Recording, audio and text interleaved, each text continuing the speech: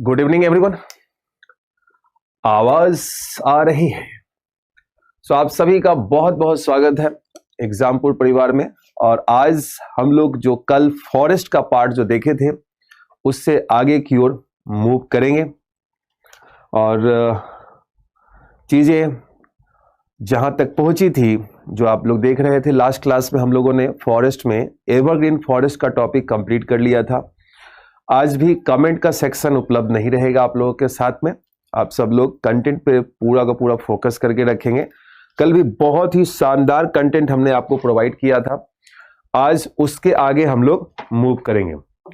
आज की क्लास को भी लाइक और शेयर सभी लोग कर दीजिएगा और फिर हम लोग इसको आगे लेकर चलते हैं। कल हम लोगों ने जहां तक ध्यान में मुझे कि लंग्स ऑफ द वर्ल्ड पर एंड किया था कि सदाबहार वनों को ब्राजील में सेल्वास कहते हैं, यह विश्व का फेफड़ा है।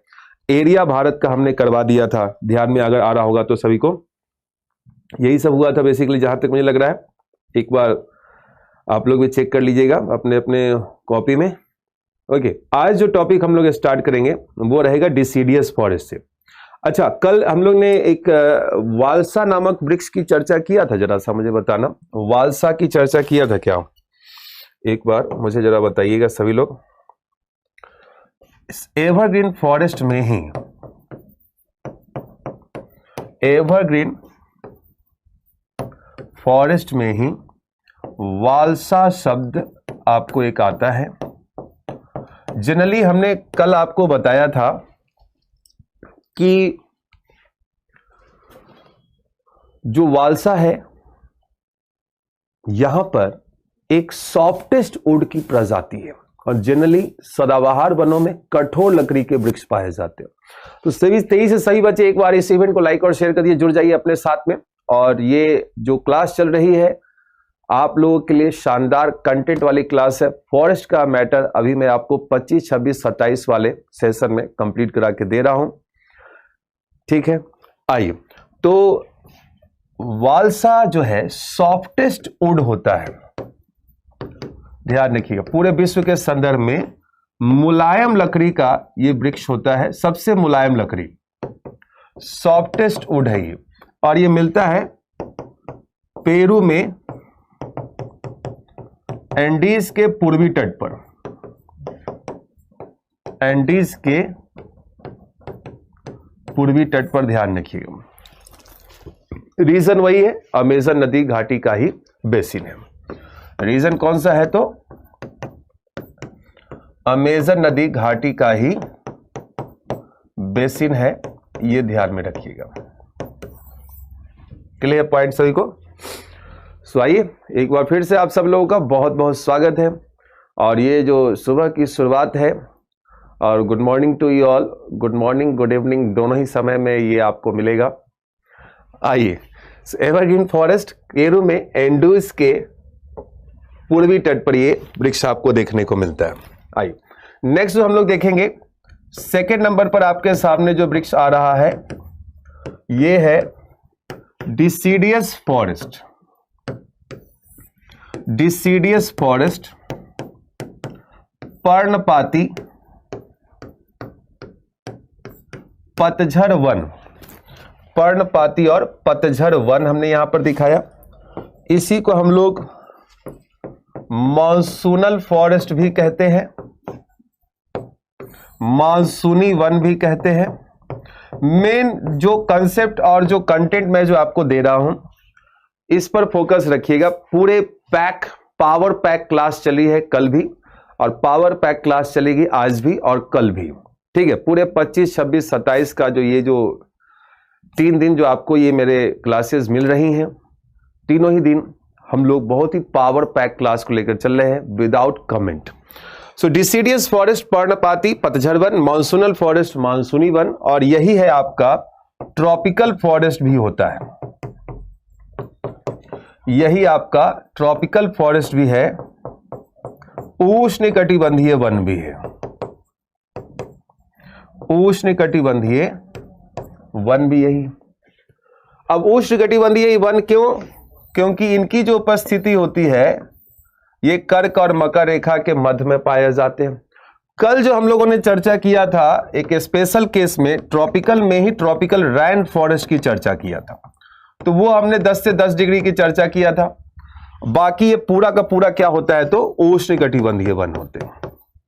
इन पूरे भागों में क्या मिलेगा आपको, उष्णकटिबंधीय वन मिल जाते हैं। और चूंकि उपोष्णकटिबंधीय क्षेत्रों में भी इनकी उपस्थिति है जो कि मानसून से प्रभावित होता है, तो ये मानसूनी वन भी हम लोग इसको लेकर आते हैं। यही एक पॉइंट मैं आपको नोट करवाना चाहूंगा, वो ये कि उष्णकटिबंधीय वनों को उष्ण कटिबंधीय वनों को ब्राजील में कटिंगा कहा जाता है। ब्राजील में कटिंगा कहा जाता है, ध्यान रखिएगा। So tropical forest are called caatinga in Brazil, ये भी क्वेश्चन आपको बनते हैं। Tropical forest are called caatinga in Brazil, ये भी आपको एक क्वेश्चन यहां पर बनता है। ठीक है, क्लियर पॉइंट यहां पर।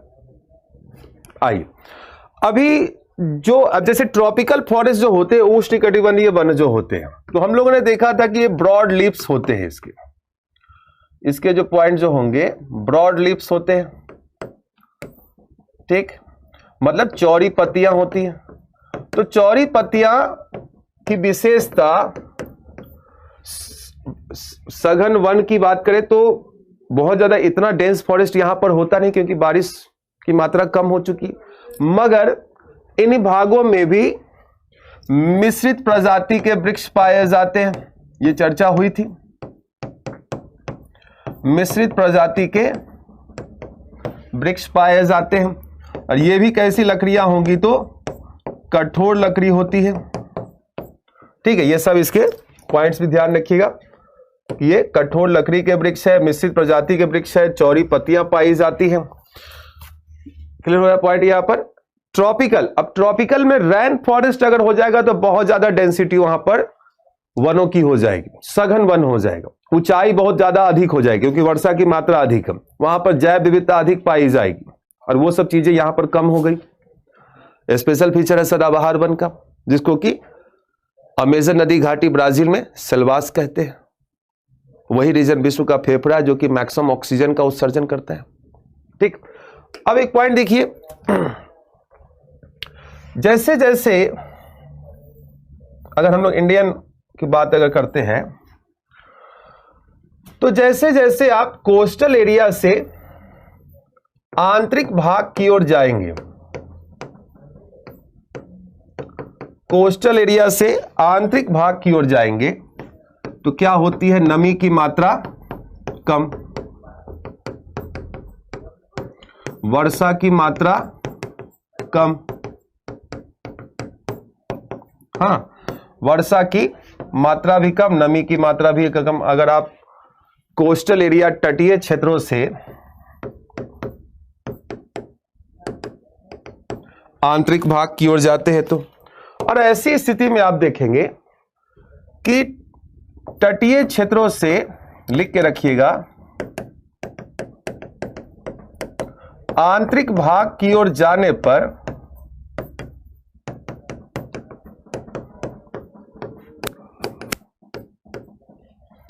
आंतरिक भाग की ओर जाने पर वृक्षों की ऊंचाई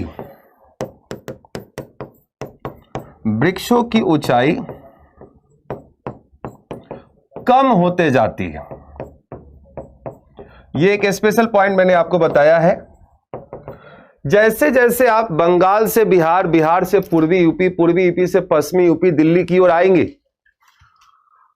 तो जो वृक्ष की ऊंचाई अपने बिहार में देखने को मिलती है, उतने वृक्ष की ऊंचाई जहां मैं रहता हूं गाजियाबाद में, यहां पे देखने को नहीं मिलती, दिल्ली में देखने को नहीं मिलती। क्यों? क्योंकि वर्षा की मात्रा कम है, नमी की मात्रा कम है। दैट मीन्स कि वृक्षों की ऊंचाई किस पर डिपेंड्स करती है? नमी और वर्षा की मात्रा पर डिपेंड्स करती है। सदाबहार वनों में हमने देखा था कि वृक्ष अधिक ऊंचाई के थे। क्यों थे? क्योंकि वर्षा सालों भर उपलब्ध, और यहां पर वर्षा सालों भर उपलब्ध तो है नहीं। तो यहां क्या स्थिति है? 4 माह वर्षा होती है इन सब भागों में, 4 माह वर्षा होती मानसून के समय, और वो भी कैसी? तो मानसूनी वर्षा। तो ये जो 4 माह जो वर्षा होगी, बाकी टाइम तो बारिश हो नहीं रही। और ये वृक्ष देखिए, इसकी शाखाएं इस प्रकार से, आपने आम वगैरह का पेड़ वगैरह देखा होगा इस प्रकार से, और फिर इनकी पत्तियां हो जाती हैं इस प्रकार से। तो ये क्या करते हैं, और इनकी जड़ें यहां पर चली गई। देखिए, अब यहां पर देखिए, ये ग्राउंड वाटर है, ये हमने दिखाया क्या? तो ये है आपको ग्राउंड वाटर, भूमिगत जल। ये भूमिगत जल पुनर्भरण कैसे होगा इसका? भूमिगत जल का पुनर्भरण कैसे होगा? वर्षा के जल के द्वारा, वर्षा के जल के द्वारा। अब 4 माह बारिश हो रही है, बाकी टाइम बारिश हो ही नहीं रही। तो ये वृक्ष को पता है कि भैया बारिश हो गई, जल नीचे इकट्ठा है, अब बारिश नहीं होगी। और वृक्षों में पत्तियां बहुत अधिक है, वृक्षों में पत्तियां अधिक है, चौड़ी पत्तियां हैं। ठीक, कंसेप्ट को समझिएगा जरा सा कि यहां पर क्या स्थिति है? तो चौड़ी पत्तियां। अब चौड़ी पत्तियां हैं तो इनसे क्या होगा? अधिक ट्रांसपिरेशन, जिसको हम लोग कहते हैं वाष्पोत्सर्जन, जिनको हम लोग कहते हैं वाष्पोत्सर्जन। क्यों? क्योंकि सूर्य इस भाग में चमकता तेज है। ये जो रीजन है ये ट्रॉपिकल रीजन है, और ट्रॉपिकल रीजन में टेम्परेचर जो होता है वो हाई होता है, वर्षा की मात्रा कम है यहां पर। तो टेम्परेचर तो हाई साल भर बना हुआ है। अगर हम लोग विंटर सीजन को छोड़ देते 3 महीने की स्थिति को, तो बाकी सालों भर यहां पर तापमान उच्च होता है। तो तापमान अधिक होगा तो ट्रांसपिरेशन भी क्या होगा? अधिक होगा।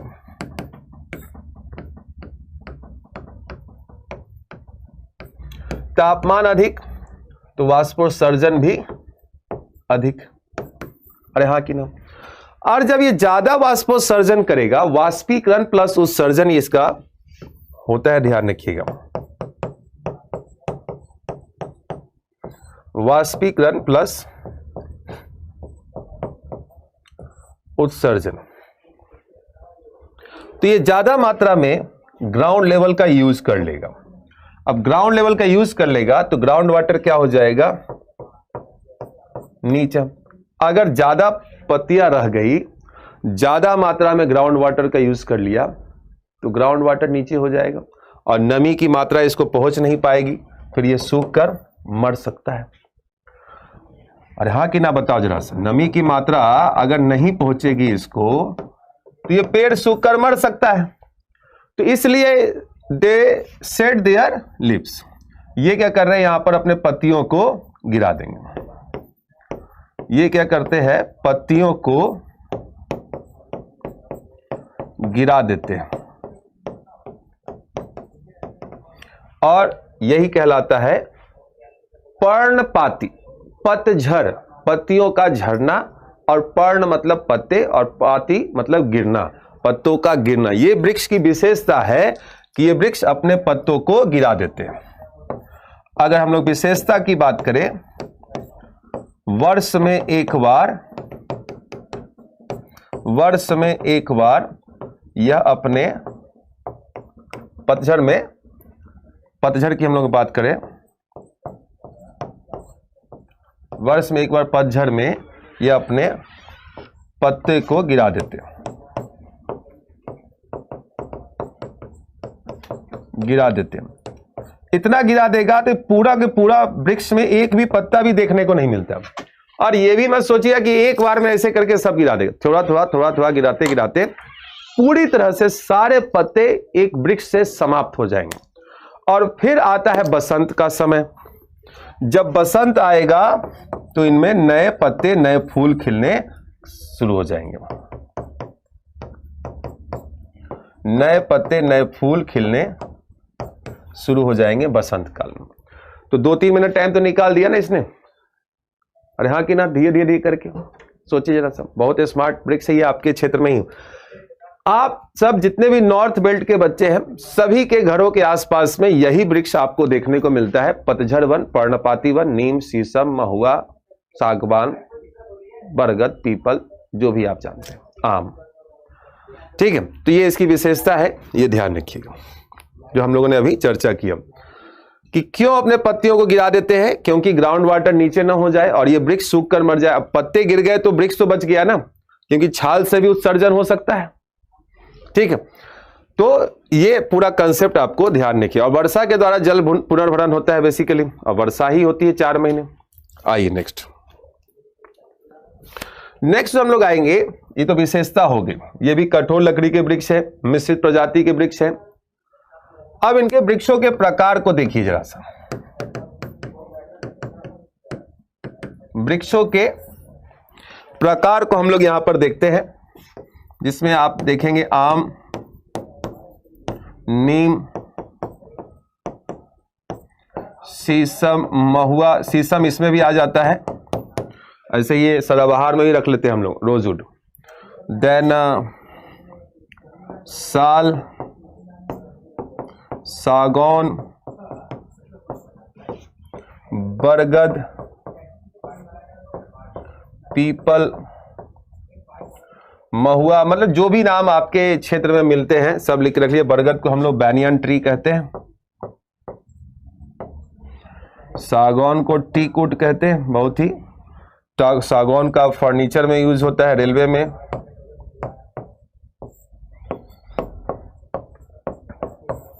ये भी ध्यान रखिएगा। तो ये सब वृक्षों के प्रकार हैं।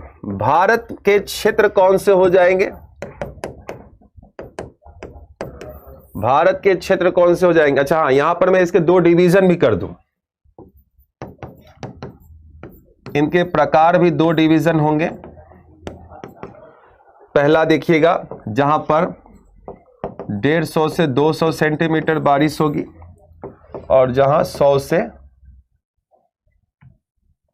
150 सेंटीमीटर बारिश होगी। तो होना क्या है यहां पर देखिए जरा सा, जहां 100 से 150 सेंटीमीटर बारिश है वो कहलाता है शुष्क पर्णपाती, ये है आर्द्र पर्णपाती,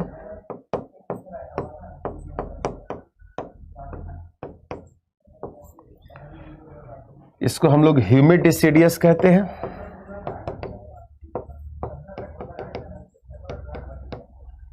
और यह ड्राई डिसिडियस कहलाता है। भारत में सर्वाधिक जो वृक्ष पाए जाते हैं वो आर्द्र पर्णपाती वन पाए जाते हैं। भारत में सर्वाधिक आर्द्र पर्णपाती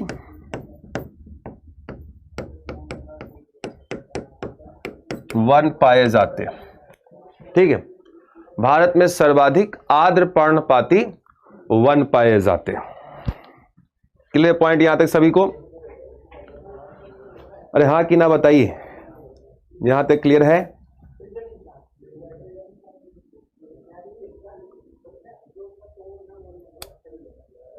अरे हाँ कि ना? अब पूरे अगर हम लोग भारत की बात करें कहां पर मिलेगा, तो full north and middle India, north and middle India, इसके साथ अंडमान एंड निकोबार, ये भी लिख के रख लीजिए। इसके साथ कहां मिलेगा, तो अंडमान एंड निकोबार। ठीक है, अंडमान और निकोबार भी मिलेगा। इसको राइट डाउन कीजिए 23 से जरा सा सभी लोग।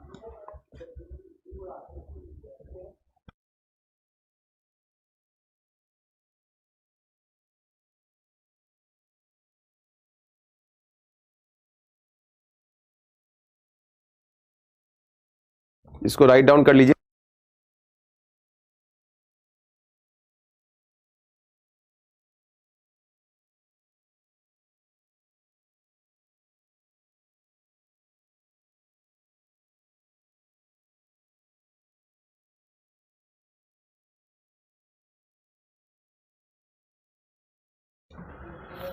सो आइए, ये हमने देखा अभी डिसीडियस फॉरेस्ट के बारे में। ये था आपका डिसीडियस फॉरेस्ट, और अब हम लोग मूव करेंगे कोणधारी वन की तरफ। नेक्स्ट वन जो आएगा आपका कोणधारी वन,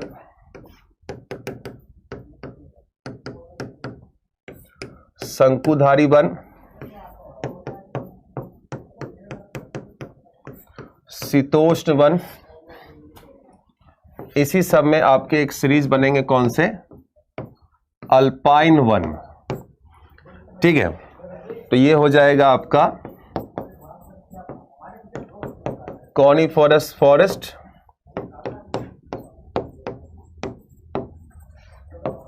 टेम्परेट और अल्पाइन फॉरेस्ट।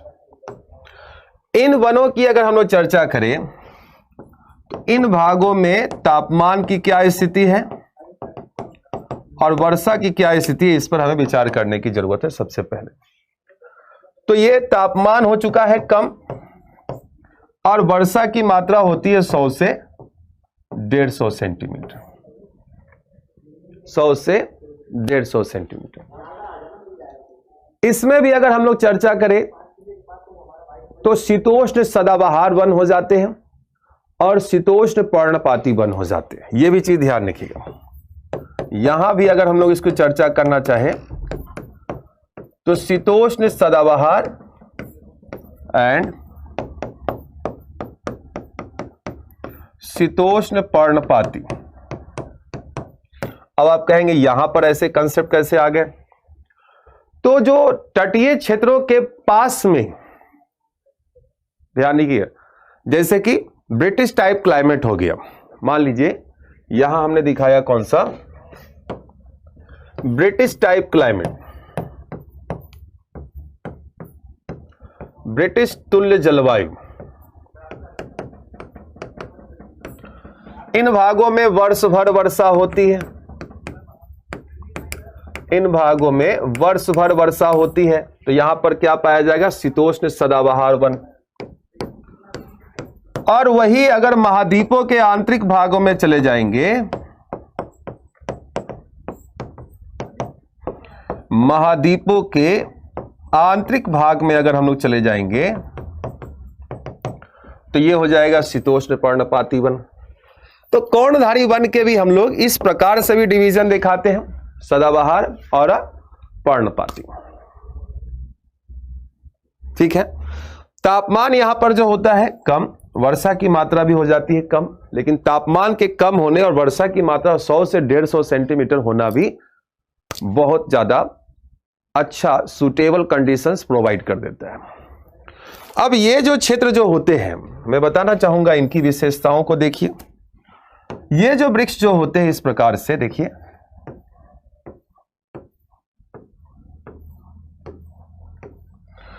इन वृक्षों के बारे में मैं आपको चर्चा करूं तो ये आपको इस प्रकार के वृक्ष देखने को मिलेंगे। देखिए, ये जितने भी वृक्ष आप जो देख रहे हैं, ये सारे वृक्ष लगता है जैसे कि प्लांटेशन किया गया हुआ है, इनकी बागानी की गई है, एक संरचना के आधार पर इनकी बुआई की गई हुई है और इनमें एक समान गैप पाया जा रहा है। ठीक है, इनमें एक समान गैप पाया जा रहा है, ऐसी संरचना होती है। एक समान ऊंचाई के वृक्ष होते हैं।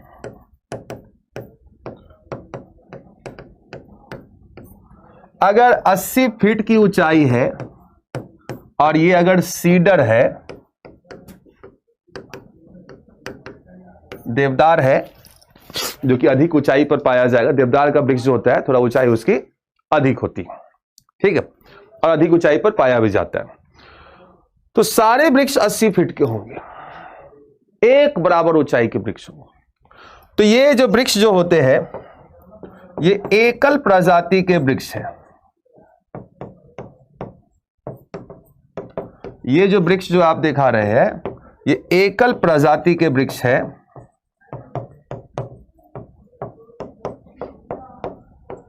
सिंगल टाइप ट्रीज है। ठीक है, ये डेंस फॉरेस्ट नहीं, इनमें एक समान गैप पाया जा रहा है, एकल प्रजाति के वृक्ष। और ये सॉफ्ट वुड होते हैं। ये कैसे लकड़ी के वृक्ष है? तो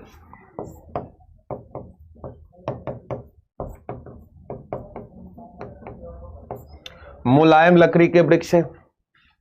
क्लियर पॉइंट? ये कैसा वृक्ष है? तो मुलायम लकड़ी का वृक्ष है।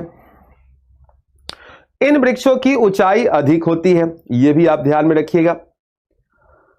और इन वृक्षों का उपयोग जो है, यह भी ध्यान दीजिएगा जरा सा, better utilization in timber and pulp industry. Hindi इसका हो जाएगा कास्ट एवं लुगदी उद्योग में अधिक उपयोगी। कास्ट एवं लुगदी उद्योग में अधिक उपयोगी क्यों? इनको काटना और गलाना आसान है। काटना एवं गलाना आसान है। ऊपर से एक हेलीकॉप्टर आएगा, एक मशीन नीचे गिराएगा, मशीन यहां पर फिट होगी, इसको काट लिया, उठा करके ले जाएगा, और एक बार में पूरे के पूरे पत्ते हट जाएंगे, इसकी शाखाएं हट जाएंगी, बितान हट जाएगा, रेडी हो गया। और उसके फिर टुकड़े करके काम हो गया, इतना तेजी से। और अपने यहां आम का पेड़ है, चाट हो, मजदूर आएंगे, लगा रहेगा 4 दिन तक उसको काटने में, तब भी उसे कटते नहीं आराम से। 4 दिन एक आम का पेड़ काटने में लगाते। क्या कीजिएगा, सब मोह माया है। यहां तक क्लियर हो रहा है? जरा सा बताइए तेजी से कमेंट करके, यहां तक क्लियर हो रहा है? दूसरी चीज कि ये जो रीजन जो होते हैं, इन भागों में बर्फबारी होती है, स्नोफॉल होता है, तो ये जो इनकी जो शाखाएं हैं वो इस प्रकार से देखने को मिलती है। जो शाखाएं होती है वो इस प्रकार से आपको देखने को मिलती है। देखिए थोड़ी नीचे की ओर झुकी हुई। क्यों झुकी हुई होती है? ताकि एक्सेस अमाउंट ऑफ, अगर स्नोफॉल इस पर गिरे तो ये स्नो नीचे की ओर गिर जाए, बर्फ नीचे गिर जाएगा, एक्सेस अमाउंट ऑफ। अगर यहां पर आम का पेड़ लगा दिए तो उसकी शाखाएं चौड़ी है, उस पर बर्फ जमते जमते जमते वो पेड़ ही को तोड़ देगा। Getting a point? चीजों को समझना है, हर एक चीज के कंसेप्ट समझने, सिर्फ 2-4 पॉइंट रटना थोड़ी ना। ठीक है, यहां तक क्लियर हो गया सबको? तो ये हमने अभी चर्चा किया किसके बारे में? शीतोष्णकटिबंधीय वनों की विशेषताओं के बारे में। अब यही जो वृक्ष होते हैं, कुछ और विशेषता देखिए। ये आपके सामने वृक्ष आ गए और इनमें इस प्रकार से कट मार्क आपको दिख जाएगा, और यहां पर लगाया गया हुआ होता है एक इस प्रकार का इंस्ट्रूमेंट। देखिए, और इसमें क्या जमा हो रहा है? तो इससे रिस्क कर, यहां पर रिस्क के पूरा का पूरा आपको गोंद, लैटेक्स वगैरह जो होते हैं ना, ये सब यहां पर जमा होते रहते हैं। ठीक है, जैसे चिकिल का पेड़, हाँ, चिकिल वगैरह जो निकलते हैं इससे। आप ऐसे पेड़, अगर आप चीड़ के पेड़ में जाएंगे, चीड़ का पेड़ की अगर बात करें, पाइन ट्री की अगर हम लोग बात करें, तो पाइन ट्री से इस प्रकार से गोंद निकाला जाता है। ध्यान रखिएगा, पाइन जिसको हम लोग चीड़ का पेड़ कहते हैं, चीड़ के पेड़ से इस प्रकार से क्या निकलेगा? आपको गोंद निकलेगा। यह भी विशेषता आपको देखने को मिल जाए। कभी आप जाइए एक बार हिमाचल प्रदेश, उत्तराखंड में रानीखेत चले जाइए, उससे ऊपर चले जाइए, कसौली चले जाइए, आपको देखने को मिलेगा। हिमाचल प्रदेश में चले जाइए, शिमला चले जाइए, उससे ऊपर चले जाइए, नारकोंडा वगैरह में, जबरदस्त दिखाई देगा आपको। इस प्रकार समझना। तो ये सब विशेषताएं हैं जिनसे इनके ये सब चीजें प्राप्त होती हैं। क्लियर पॉइंट सबको यहां तक? नेक्स्ट आइए, अब इन वृक्षों के प्रकार को हम लोग देखते हैं। इन वृक्षों के प्रकार को यहां पर हम लोग देखते हैं। देखिए यहां पर सबसे पहले हमने नाम लिख दिया क्या? पाइन ट्री, पाइन, चीर, सीडर, देवदार, बर्च, ओक,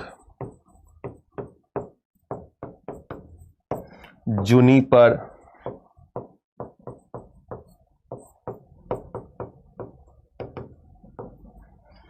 देन आप देखिए तो रेडवुड। रेडवुड वृक्ष जो होते हैं सर्वाधिक ऊंचाई के होते हैं। रेडवुड, मैपल, स्प्रूस, ये सब इसी प्रकार के पौधे आपके सामने में होते हैं। अगर अल्पाइन वृक्षों की बात करें तो ओक, बर्च, ठीक है, देवदार भी मिल जाएगा अल्पाइन में, स्प्रूस मिल जाएगा अल्पाइन में आपको, जो अधिक ऊंचाई पर होते हैं ये सब वृक्ष। ठीक है, ध्यान रखिएगा। तो ये सब वृक्षों के प्रकार है शीतोष्ण कटिबंधीय वृक्षों के। भारत में कहां पाया जाएगा? तो भारत में कहां पाया जाएगा भैया? हिमालय पर पाया जाएगा। और कहां पाया जाएगा? और इसके अलावा अगर देखा जाए तो कुछ जो वृक्ष हो जाएंगे वो नीलगिरी, अन्नामलाई, क्योंकि ऊंचाई बढ़ चुकी है, अन्नामलाई, पालनी पर भी देखने को मिल जाएंगे आपको। इन तीनों हिल्स पर भी देखने को मिल जाएंगे। तो एक तो ये हिमालय मिलेगा, ठीक है, कुछ जगहों पे पूर्वांचल की पहाड़ियों में देखने को मिल जाएगा ये,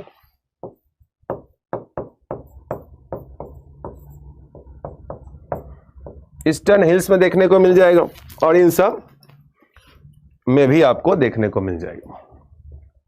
तो ये अभी हमने जाना किसके बारे में? शीतोष्ण कटिबंधीय वनों के बारे में आपको मैंने अभी बताया है। क्लियर पॉइंट यहां तक सभी को? शीतोष्ण कटिबंधीय वन। आइए नेक्स्ट चलते हैं। नेक्स्ट जो आपके सामने में आएगा वो रहेगा मैंग्रोव वन। ठीक है, मैंग्रोव वन देखने को मिलेगा। अब आप कहेंगे मैंग्रोव वन कौन से होते हैं? तो यही मैंग्रोव फॉरेस्ट जो है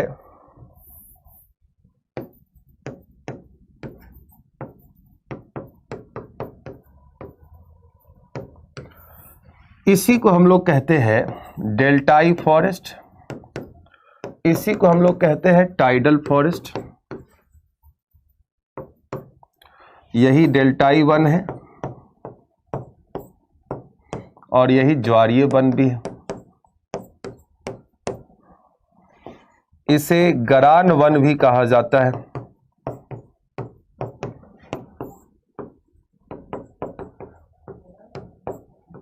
इसे गरान वन भी कहा जाता है। It is called garan forest. Clear point? ये मैंग्रोव वनों की हम लोग चर्चा कर रहे हैं। अब देखिए इन वृक्षों को, ये जो वृक्ष जो होते हैं इनकी जो जड़ें हैं, इनकी जो जड़ें जो आप दिखा रहे हैं,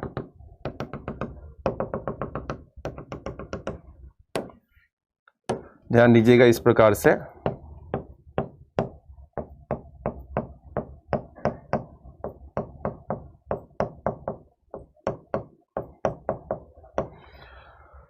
ये विशेषताएं क्या है इसकी कि इसकी जो कुछ जो जड़ें हैं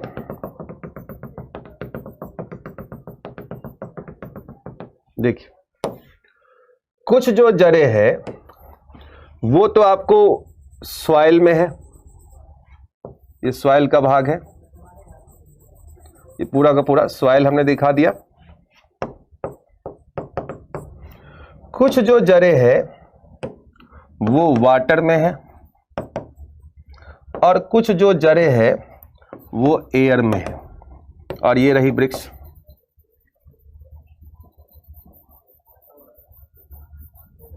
जैसा कि आप देख पा रहे हैं, ये रही वृक्ष। ये ऐसा। तो ये मैंग्रोव वन जो मैंने आपको यहां पर दिखाया, इसकी विशेषता है कि ये जो इसकी रूट है इसको हम लोग कहते हैं स्टिल्ट रूट, और इसकी जड़ें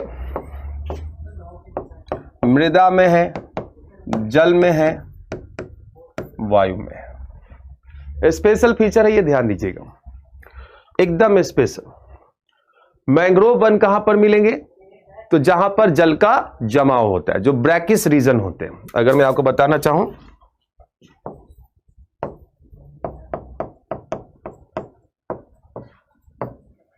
ब्रैकिस वाटर रीजन में,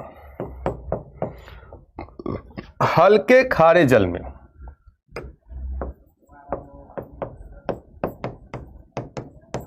हल्के खारे जल के क्षेत्र में,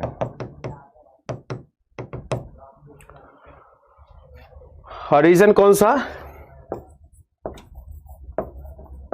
वाटर लॉगिंग एरियाज, जल के जमाव वाले क्षेत्र,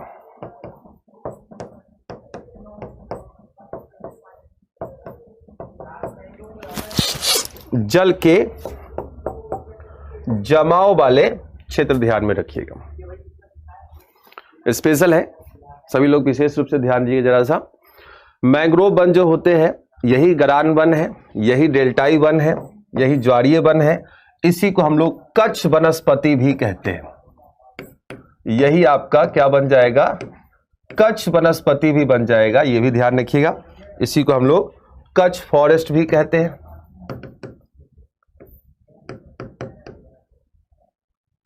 ठीक है, मैंग्रोव वन ही कच्छ वनस्पतियां हैं, यही डेल्टाई है, यही टाइडल है, यही गरान है, सब एक ही है, बाकी सब मोहमाया है। ठीक है, तो इसकी विशेषता ध्यान में रखिए। कहां मिलेगा? जहां नदियां सागर से आकर मिलती है। कच्छ के रन में वो भी रीजन ऐसा ही है, मतलब हल्का साल्टी वाटर होगा। अब पॉइंट यहां पर है कि ये वृक्ष कौन सा? तो ये वृक्ष हो गई सुंदरी का वृक्ष। वृक्ष का नाम कौन सा हो गया? सुंदरी वृक्ष, सुंदरी ट्री हो गई। और इसी के नाम पर सुंदरवन का डेल्टा भी रखा गया हुआ। अगर मैं बताना चाहूं तो सुंदरवन का डेल्टा भी इसी के नाम पर है। अच्छा हां, एक चीज और, अभी जो हम लोग ने लिखा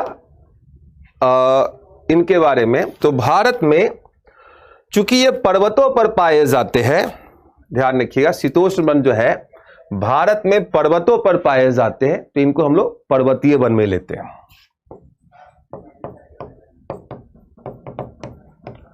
ठीक है, और भी कई जगहों पर ये पर्वतीय वन भी होते हैं, ये भी ध्यान रखिएगा। एक पॉइंट देखिए, ध्यान है, माउंटेन फॉरेस्ट हम लोग इसको कहते हैं,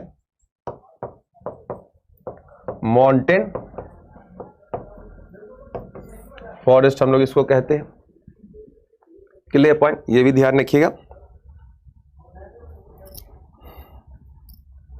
फिर से आइए मैंग्रोव वन पे, ये स्क्रीनशॉट भी लेकर आप सब लोग रख सकते हैं कि जो इसकी जड़ें जो है, ये जड़ें सॉइल में भी है, जड़ें वाटर में भी है और जड़ें एयर में भी है, तीनों जगह होती है। अब इसकी विशेषता देखिए कि जब कभी भी, देखिए जरा सा, अगर ये वृक्ष यहां पर है इस प्रकार से,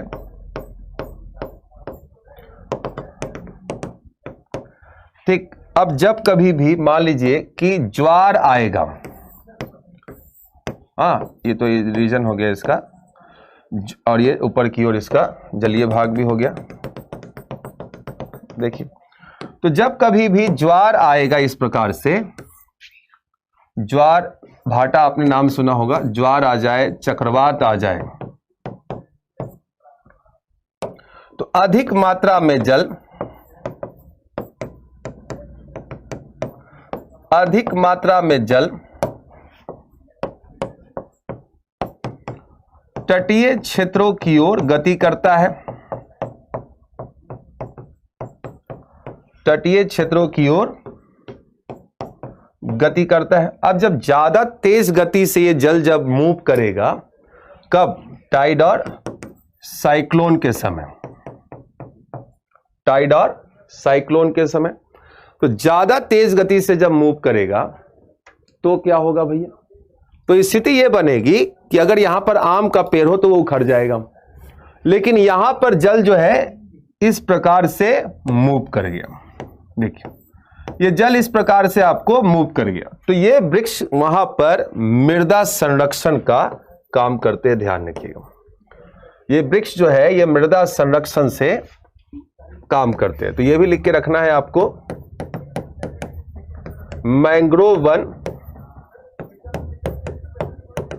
मृदा संरक्षण का कार्य करते हैं। तटीय पारिस्थितिकी में इनका एक विशेष महत्वपूर्ण रोल आपको देखने को मिल रहा है। तटीय पारिस्थितिकी में, कोस्टल इकोलॉजिकल रीजन की अगर हम चर्चा करें तो लिख के रख लीजिएगा, ये वृक्ष चक्रवात एवं उच्च ज्वार के समय मृदा अपरदन से संरक्षण प्रदान करते हैं। ये वृक्ष चक्रवात एवं उच्च ज्वार के समय मृदा अपरदन से संरक्षण प्रदान करते हैं। These trees protects from soil erosion at the time of arrival of tide and cyclone। ठीक है, टाइड एंड साइक्लोन। क्लियर रहेगा पॉइंट? यहां तक मेरे हिसाब से क्रिस्टल क्लियर हो गया होगा। मैंग्रोव वन को एक बार फिर से आप लोग देख लीजिएगा, बहुत इंपॉर्टेंट है। अब चूंकि जैसे कि एग्जांपल देख लीजिए, यहां पर कहां कहां पाए जाएंगे, इसको दिखाता हूं। एरिया, भारत में एरिया कहां पर हो जाएगा? तो नदी जहां पर सागर से मिलती है, इसी के नाम पर सुंदरबन का डेल्टा है ना, सुंदरी वृक्ष के नाम पर। डेल्टाई प्रदेशों में मिल जाएगा। ये कहां पर मिलेगा? डेल्टाई प्रदेशों में मिल जाएगा, और कच्छ के रन में मिल जाएगा। कच्छ का रन में भी आपको मिल जाएगा। तो रन ऑफ कच्छ, सुंदरबन का डेल्टा तो विश्व का सबसे बड़ा डेल्टा है जहां पर सुंदरी वृक्ष पाई जाती है। अभी हमने चर्चा किया था सुंदरबन के डेल्टा में कौन सी वृक्ष पाई जाती है, तो सुंदरी वृक्ष पाई जाती है। ठीक, और भी नदियों के डेल्टाई प्रदेशों में, गोदावरी हो गया, कृष्णा हो गया, महानदी हो गया, कावेरी हो गया, वैगई है, पेन्नार है, उन सारे जगहों पर आपको यह देखने को मिल जाएगा। क्लियर पॉइंट यहां तक सभी को? कच्छ के वनस्पति भी इसी में आपको लेना है। नेक्स्ट आइए जरा सा, नेक्स्ट जो आपके सामने में आ रहा है वो है शुष्क वनस्पति। शुष्क वनस्पति, मरुस्थलीय वनस्पति, और मरुस्थलीय वन भी कर सकते हैं। ड्राई और डेजर्ट फॉरेस्ट,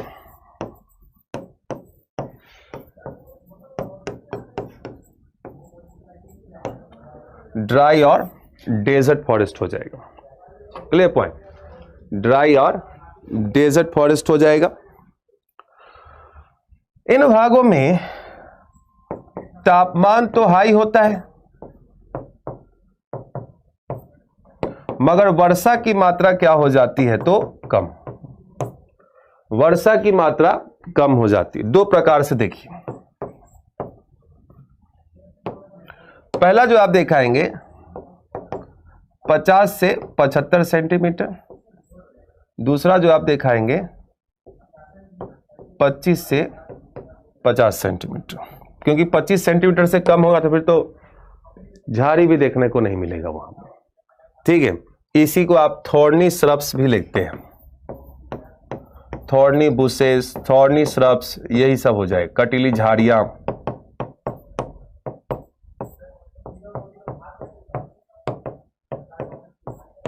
ठीक है, 50 से 75 सेंटीमीटर है, ये हो जाएगा एरिड, शुष्क और सेमी एरिड, अर्ध शुष्क,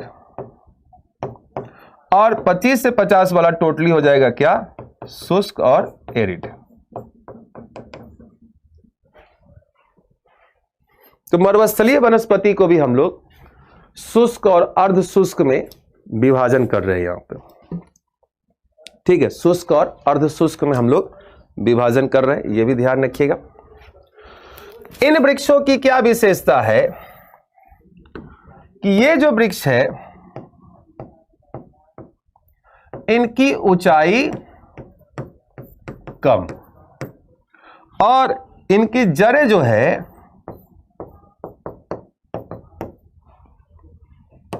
जड़ों की गहराई अधिक,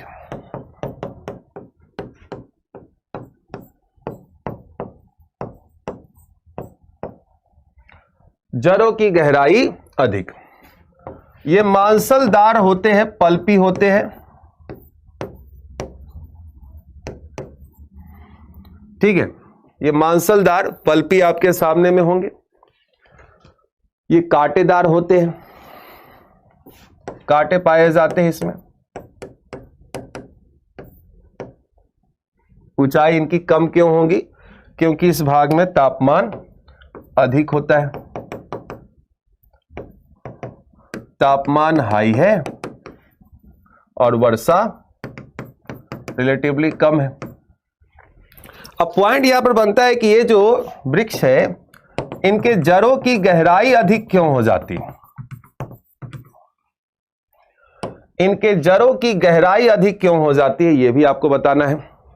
तो नमी की खोज में, नमी या जल की खोज में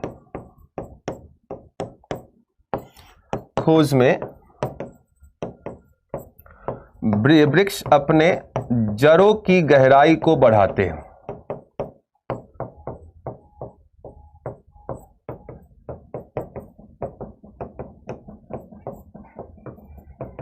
ठीक है, ये अपने जड़ों की गहराई को क्या करते हैं, तो बढ़ाते हैं। यहां तक क्लियर हो रहा है सबको। इन वृक्षों में स्पाइक्स पाए जाएंगे, आपको कांटे देखने को मिलेंगे, पल्पी हो जाएगा, मांसलदार हो जाता है, पत्ते नहीं होते या फिर बहुत कम होते हैं, पत्ते बहुत कम। अब कम होंगे तभी तो वाष्पीकरण कम होगा, वाष्पोत्सर्जन कम होगा। अगर वाष्पोत्सर्जन अधिक हो गया तो जो भी है वो भी तो खत्म हो जाएगा, ट्रांसपिरेशन कम होते। क्लियर हो रहा है पॉइंट में जो भी बताना चाह रहा हूं। अब जो देखिए कि भारत में एरिया कौन सा हो जाएगा, तो भारत में ये वृक्ष जो पाए जाते हैं राजस्थान में मिलेंगे और कुछ आपको गुजरात में मिलेंगे, ठीक है, राजस्थान और गुजरात में मिलेंगे। अगर वृक्षों के प्रकार की हम लोग अगर चर्चा करें तो वृक्षों के प्रकार को जरा सा देखते हैं। यहां पर अकेसिया, खेजरी,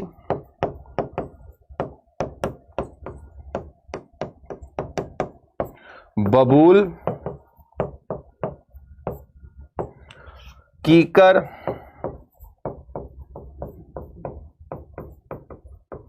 कैक्टस, ये सारे वृक्ष आपने नाम सुने होंगे। आज का तो लोग कैक्टस के पौधा घर में लगा के रखते हैं, पहले उसको देखने के लिए राजस्थान जाना पड़ता था। अब सुबह शाम देखिए, अच्छा लग रहा है आपको, ठीक है।